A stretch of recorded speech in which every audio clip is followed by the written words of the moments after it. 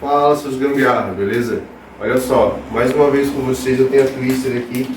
Sabe quando a Twister tá passando e tem aquele barulhão de corrente de comando? Então, o problema tá nessa pecinha aqui, ó. O que essa peça aqui faz? Vem cá. Ela protege o ProLink da corrente, porque como vocês podem ver, a corrente ela passa em cima do ProLink e ele vai dando um desgaste. Para não dar um desgaste no alumínio, eles colocam essa borracha. E ninguém troca essa borracha. Então o que a gente vai fazer hoje? Vai substituir essa peça e vai acabar com aquele barulhão, beleza?